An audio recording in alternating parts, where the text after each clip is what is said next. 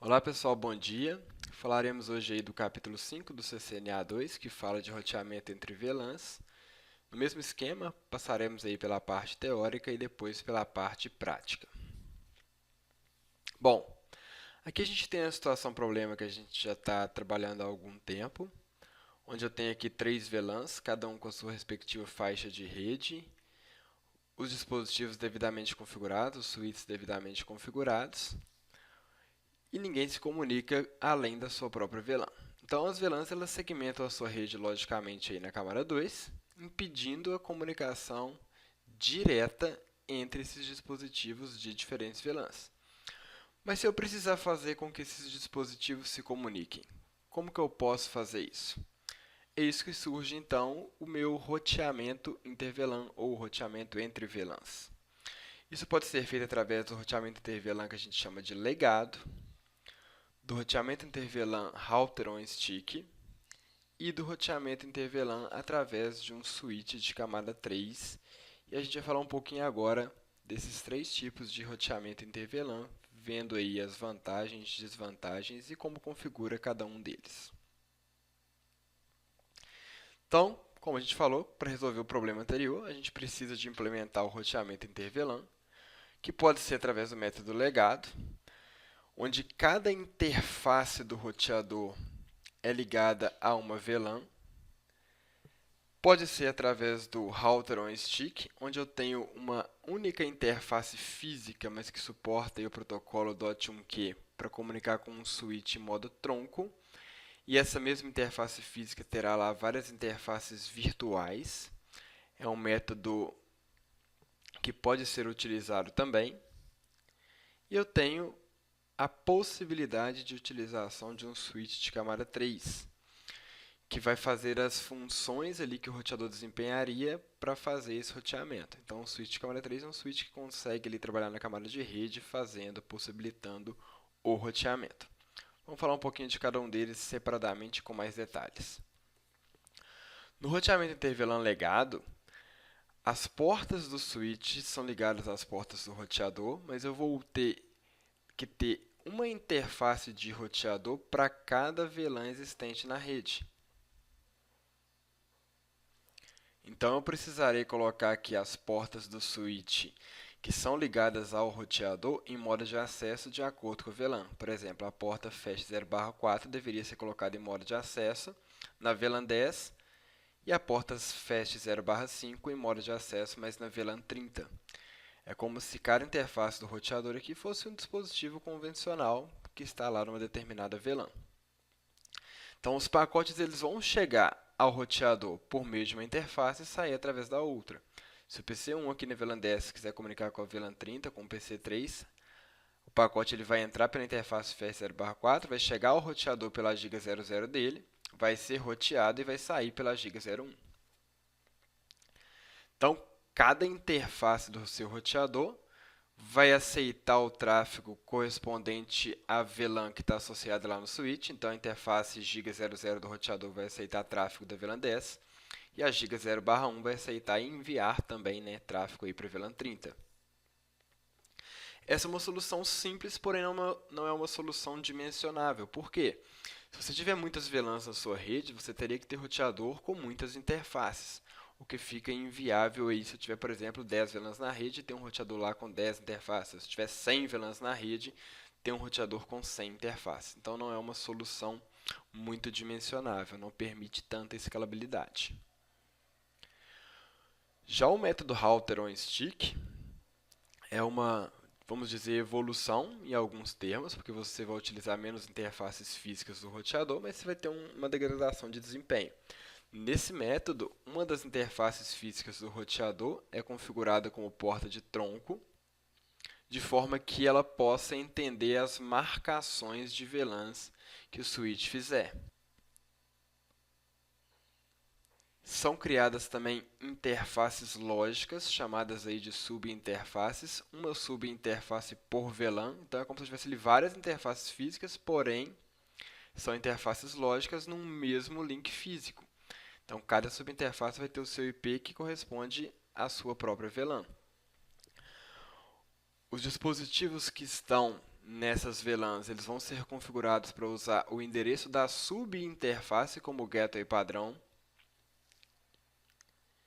É uma solução que permite, então, maior escalabilidade, porque eu posso ter ali várias interfaces virtuais associadas à mesma interface física, mas eu posso ter uma degradação de desempenho, visto que eu vou ter um gargalo ali de várias VLANs passando no mesmo link físico quando precisar fazer aí roteamento para comunicação com outras máquinas de outras VLANs. E uma outra solução é através aí de switches de camada 3. Esses switches de camada 3 eles podem executar funções aí que o roteador executa. Então, eles conseguem realizar esse roteamento inter-VLAN. E aí existem duas maneiras para isso. Uma é através da interface virtual de switch, SVI, e outra é através da porta roteada, onde você transforma a porta de switch numa porta de roteador convencional. Esses switches multicamadas, switches de camada 3, eles conseguem entender os pacotes que estão na camada de rede. Então, eles conseguem fazer roteamento. Eles não apenas entendem camada 2, mas eles entendem também a camada 3 para possibilitar esse roteamento inter-VLANs. Então, com esse switch multicamadas, o tráfego de uma VLAN para outra é roteado internamente e direcionado ao dispositivo correto. É uma solução bastante dimensionável, tendo em vista que os switches possuem aí muito mais interfaces do que o roteador. Em relação à configuração desses métodos de roteamento, vamos falar um pouquinho de cada um deles. No roteamento legado, que falamos anteriormente, é necessário que exista uma interface física para cada VLAN existente na rede. Então, você vai precisar de ter um roteador com várias interfaces físicas.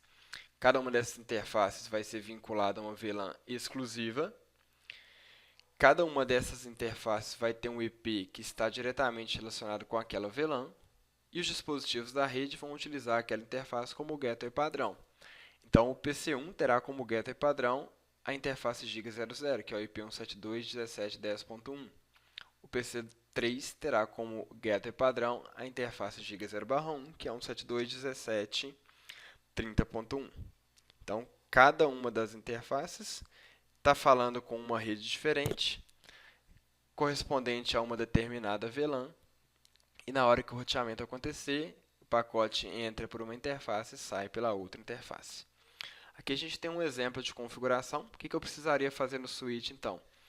Colocar as respectivas interfaces em modo de acesso e vincular elas às VLANs corretas. Então, a interface FAST11 e a FAST4 fazem parte da VLAN 10. A interface FAST5 e FAST6 fazem parte da VLAN 30.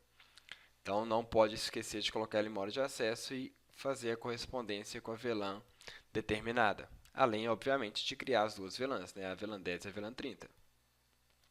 No roteador, você vai ter que entrar em cada uma das interfaces e colocar o IP correspondente àquela VLAN. Então, na interface Giga00 ali, eu tenho o IP 172.17.10.1, 1/24, e na Giga0/1, 172.17.30.1.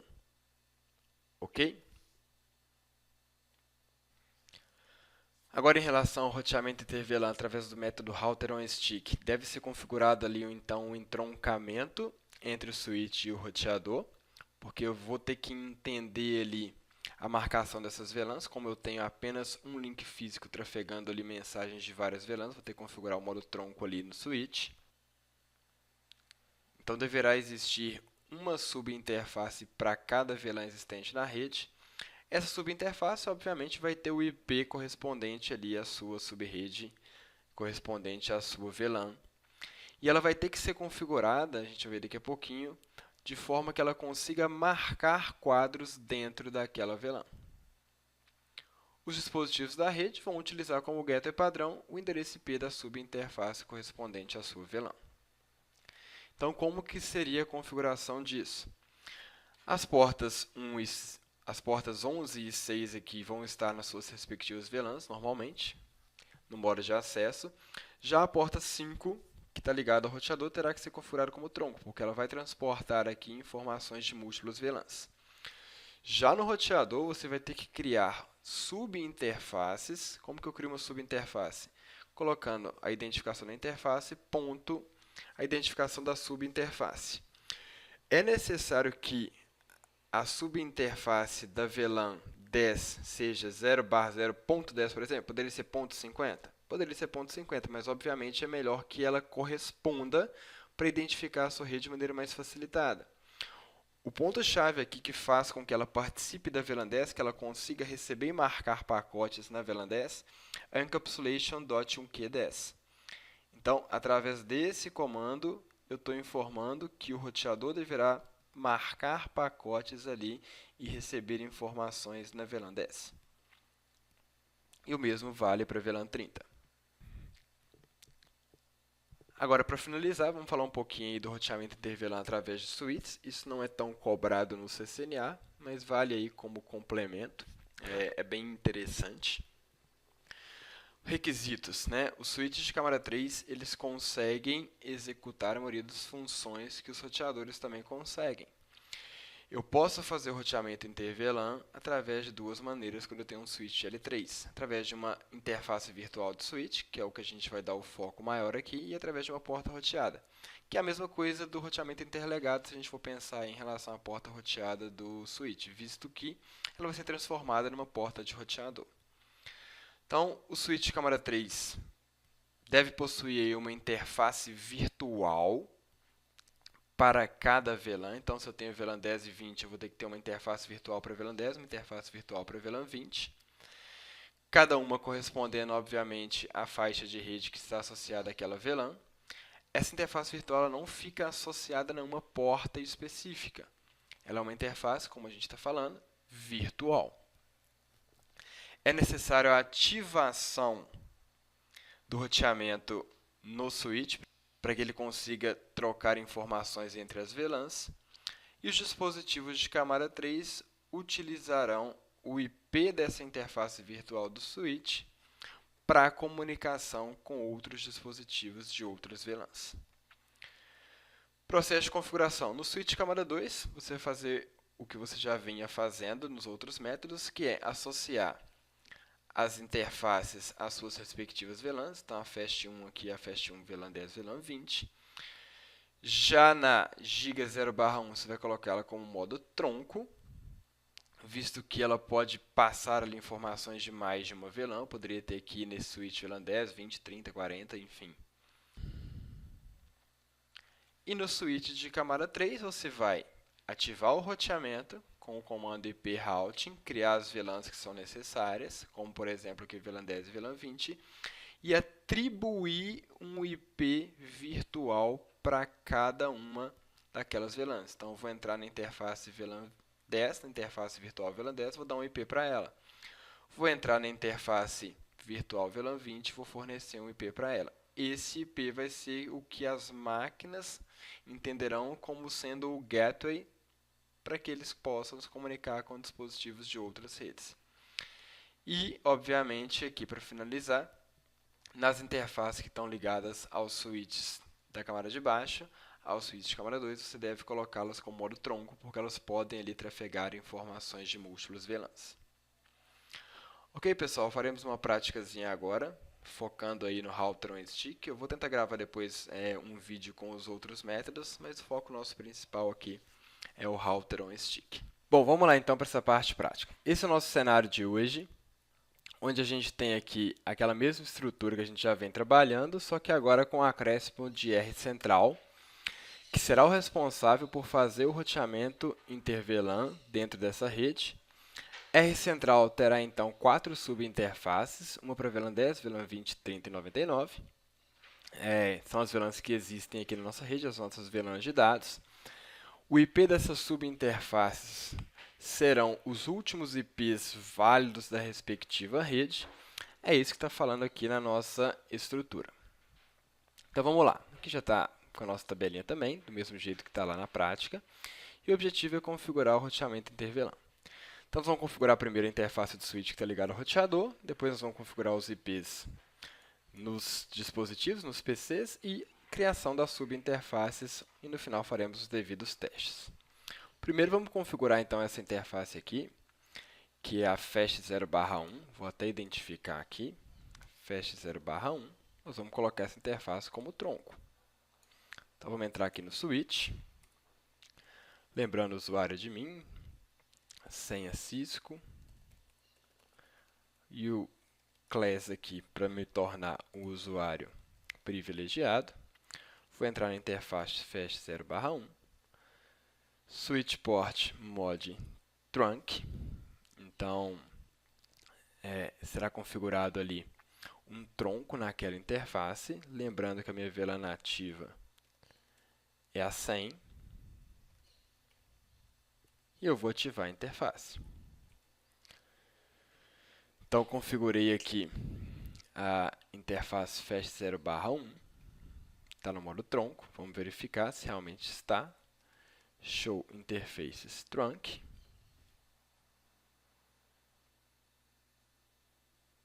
Ela ainda não está aparecendo aqui, porque a interface do roteador não está ligada, daqui a pouco a gente vai conferir de novo.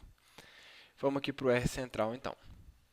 A primeira coisa que eu vou fazer no R central é ativar a interface física que nós vamos utilizar para configurar as interfaces lógicas. Então, giga00 no shutdown. Ativei. O roteador vai entrar no processo ali de convergência com o switch e eu tenho que conseguir verificar agora se essa interface já está no modo tronco. Veja que agora a interface fast 0/1 já está no modo tronco. Vamos lá para o router, configurar agora as nossas subinterfaces. Vou entrar na interface giga 0/0 ponto 10, porque o ponto 10 estou dando um nome para a interface que vai corresponder à VLAN que eu desejo, que é a VLAN 10. Vamos fazer um lateral aqui para facilitar. Então, entrei na interface giga 0/0.10 e o IP dessa interface será 172.25.0.126. Só que antes de colocar o IP, eu preciso colocar o comando encapsulation.1q10.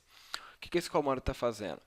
Ele está identificando que essa subinterface participa e vai conseguir, portanto, marcar quadros aí, receber quadros da VLAN 10. IP address 172.25.0.126. 255.255.255.128. Vamos entrar na interface virtual VLAN 20. O IP dela é o 190, só que antes, encapsulation.1q20.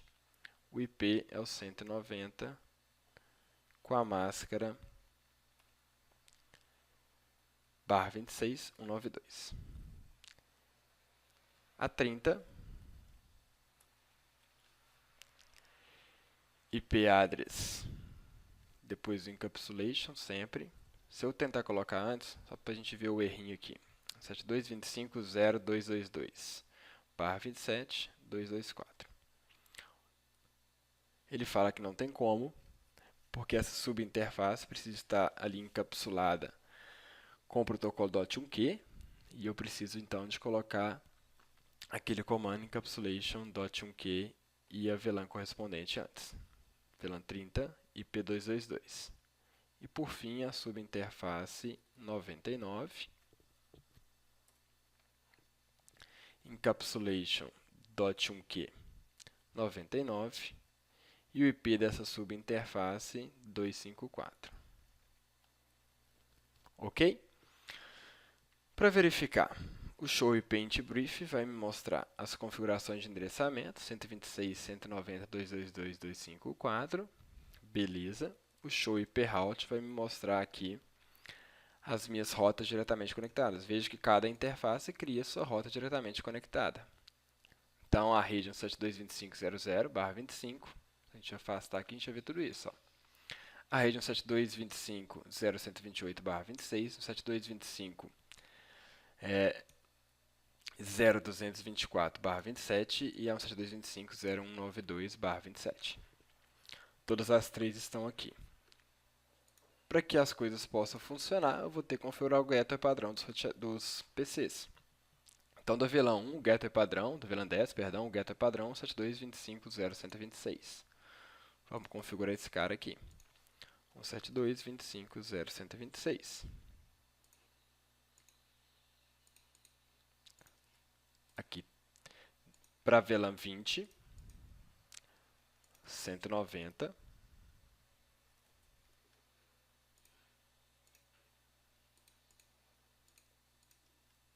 190. Para VLAN 30, 222. Dos dois lados. E para VLAN 99, quando eu quiser fazer gerenciamento, agora poder testar também, o 254. Beleza. Teoricamente, agora eu tenho que conseguir enviar ping não só para o dispositivo da minha VLAN. Então, por exemplo, a minha VLAN aqui, esse cara é o 172.25.01 e o vizinho aqui é o 02. Vou pingar primeiro dentro da minha própria VLAN e depois vou pingar numa outra VLAN. 172.25.02. Estou pingando a DM1, a DM2. Agora, vou pingar o RH01, que é o 129 ali, que é o primeiro IP da rede.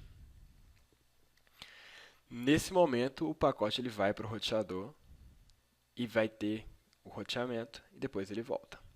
Pinguei o 129, que é o RH01, o 130 é o RH02. Vamos tentar pingar também e vou colocar no modo de simulação para a gente ver esse fluxo acontecendo. Estou pingando normalmente. Então, meu roteamento inter-VLAN, router on stick, foi estabelecido. Vamos verificar aqui o meu ping, para a gente ver como que acontece esse processo. Vou pingar lá o RH02.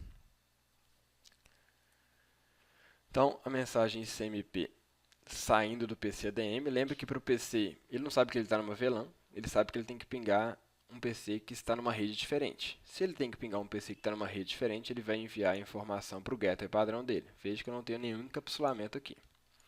Então a mensagem vai para o getter padrão dele. Quem é o getter padrão dele? R central através da subinterface giga0/0.10, que é o IP final 126.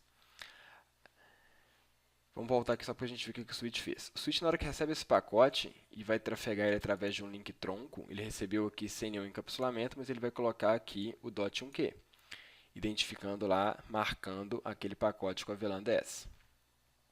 A mensagem chega ao switch central e ele vai fazer a mesma coisa. Ele recebe o pacote encapsulado com o .1q e vai manter, porque ele também vai passar aqui num link tronco. O pacote chega a R central, o que ele vai entender aqui agora? O pacote chegou, encapsulado direitinho, na VLAN 10, e vai ter que sair numa outra VLAN. Beleza? Para a gente conseguir verificar isso aqui direitinho, ó, esse campo TCI aqui ele mostra a VLAN que o pacote está. Lembra que o A em hexadecimal, vamos abrir a calculadora aqui, de programador. Aqui, ó. O A em hexadecimal é 10, certo? O A aqui está identificando a VLAN 10. Isso é o que entrou. O pacote, na hora que ele for roteado, ele vai sair. Está vendo que tem aqui a marcação em hexadecimal 14? Vamos ver o 14 o que é. Abrir a calculadora aqui de novo. Vamos colocar aqui decimal 14. Em hexadecimal, né? Perdão, 14. Veja que corresponde ao decimal 20, ou seja, aqui está falando que está na VLAN 20. Então, ele recebe na VLAN 10, roteia e encaminha marcando o quadro com a VLAN 20. O 14 aqui em hexadecimal. O pacote vai então para o switch. Ele verifica que o pacote tem que continuar aqui na VLAN 20. Então, está marcado com a VLAN 20, com a tag VLAN 20 e continua com a tag VLAN 20. Encaminhando para o SW matriz B, mantendo a tag, porque vai passar num link tronco. Na hora que vai chegar ao destino aqui, ele vai retirar a tag. Então, o pacotinho entrou com a tag, marcando a VLAN 20 e vai sair sem tag. Tá vendo? 802.1 que saiu fora. O pacote chega ao dispositivo e ele vai responder. Então, o que entrou? O PC 172.25.01 mandou a mensagem para o 130. E agora o 130 vai devolver para o 1. Lembra que o RH02 não entende que ele está numa VLAN, ele só entende que o PC que ele está comunicando está fora da rede dele, por isso ele vai mandar para o gateway. O pacote aqui chegou no switch sem encapsulamento, ele vai encapsular com a VLAN correspondente ao PC RH02. VLAN 20, identificado aqui para a gente, o 14, a gente acabou de ver que 14 em hexadecimal é o decimal 20, VLAN 20. A mensagem continua sendo propagada com a tag. Na hora que ela chega no R central, ele vai fazer o roteamento de novo. O pacote entrou marcado na VLAN 20. Então, ele aceitou a partir da sua subinterface 0/0.20, IP190, que é o getter do RH02. Mas na hora que ele vai devolver agora, ele vai fazer o roteamento e vai marcar o pacote com a VLAN 10. Lembra o Azinho aqui? Fechei de novo a calculadora. Vamos abrir aqui de novo. Em hexadecimal, o A corresponde ao 10 decimal. Então, como que ele fez esse roteamento? Ele olhou a tabelinha de roteamento e falou: opa, o pacote chegou a partir aqui da minha rede 172.25.0.192. E eu tenho que enviar para o PC 172.25.0.1. Esse PC está ligado aqui, ó. Nessa subinterface, ela tem o encapsulation.1q 10. Então, por isso que ele está encapsulando ela lá com a VLAN 10. E o pacote é devolvido e a comunicação acontece. Beleza? É bem interessante, né, esse processo que ocorre aí de marcação de pacotes. Bacana, pessoal. Bom, essa é uma prática simplesinha, né? Esse roteamento VLAN ele é bastante simples. Tentem fazer aí depois os outros métodos para vocês poderem treinar aí mesmo e implementar na sua rede. Mas o que é mais cobrado aí no CCNA é o router on stick. Ok? Espero que vocês tenham gostado aí. Um abraço e até a próxima.